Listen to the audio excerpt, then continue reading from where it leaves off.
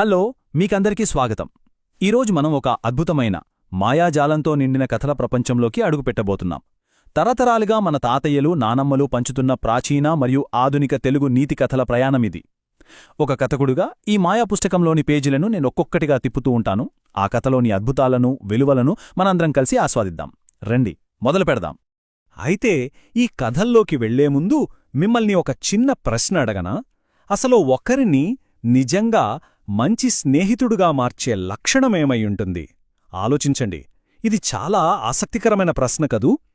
ఈ మాయా పుస్తకంలో మనం చూడబోయే పాత్రలు, వారు తీసుకునే నిర్ణయాలు ఈ ప్రశ్నకు ఎలాంటి అద్భుతమైన సమాధానాలిస్తాయో మనం త్వరలోనే తెలుసుకుందాం. మీ మనసులో కొన్ని సమాధానాలు సిద్ధంగా ఉంచుకోండి సుమా. సరే, ఇక ఏమాత్రం ఆలస్యం చేయకుండా ఇందులోకి వెళ్దాం. ఈరోజు మన కథల పుస్తకంలో ఏమేమున్నాయో ఒకసారి చూద్దామా? అధ్యాయం 1 కథల మాయాజాలం. అధ్యాయం 2 పంచుకోవడం మనల్ని దగ్గర చేస్తుంది. అధ్యాయం 3 మన తెలివితేటలను ఉపయోగించడం. అధ్యాయం 4 పెద్దల మాట వినడం. మరియు చివరగా అధ్యాయం 5 ఐకమత్యమే మహాబలం.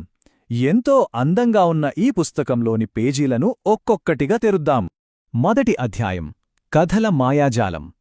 తరతరాలుగా ఈ కథలు మనకు ఎలా చెప్పబడుతున్నాయి, అవి మనల్ని ఎలా మంత్రముగ్ధులను చేస్తాయో ఇక్కడ మనం తెలుసుకుందాం. జంతువులు, పక్షుల పాత్రల ద్వారా మన పెద్దలు ఎంతటి గొప్ప విషయాలను సులభంగా నేర్పించారో కదా. మీకు ఆ పాత రోజులు గుర్తుండే ఉంటాయి.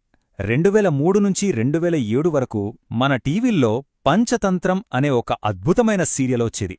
దాదాపు 145 ఎపిసోడ్ల పాటు తోలుబొమ్మలాట అంటే పపెట్రీని, ఆధునిక గ్రాఫిక్స్ని ఉపయోగించి ఆ జంతు ప్రపంచాలకు ప్రాణం పోశారు. నిజాయితీ, దయ లాంటి గొప్ప గుణాలను పిల్లలకు ఎంతో వినోదాత్మకంగా నేర్పించారు. ఈ అందమైన దృశ్యాలు ఆనాటి మాయాజాలాన్ని మళ్లీ మన కళ్లముందుంచుతున్నాయి కదూ. సరే, ఇప్పుడు ఈ మాయా పుస్తకంలో మరో పేజీ తిప్పుదాం. 2వ అధ్యాయం పంచుకోవడం మనల్ని దగ్గర చేస్తుంది. ప్రాచీనకాలం నాటి కథల నుంచి బయటకొచ్చి ఆధునిక కాలంలో ఆడుకునే మైదానంలో పిల్లలెదుర్కొనే ఒక రోజువారీ సమస్య గురించి ఇప్పుడు చూద్దాం. పాపం జోమోన్ అనే ఒక అబ్బాయి ఉండేవాడు. కొంచెం బొద్దుగా ఉండటం వల్ల మిగతా పిల్లలకంటే జోమోన్ నెమ్మదిగా నడిచేవాడు. ఒకరోజు వాడికి ఒక చక్కటి పండిన మామిడికాయని తినాలనిపించింది. అది చూసి మిగతా పిల్లలు ముందుగా వాడిని ఆట పట్టించారు, ఎగతాళి చేశారు. కాని వాళ్ళందరికీ త్వరగానే ఒక విషయం అర్థమైంది. అదేంటంటే వాళ్ళ దగ్గరున్న తీయటి మామిడి పండును అందరూ కలిసి పంచుకుంటే ఆ ఆనందమే వేరుకదా అని. పంచుకోవడం వల్ల అపరిచితులు కూడా ఎలా ప్రాణస్నేహితులవుతారో ఇది మనకు చెబుతోంది.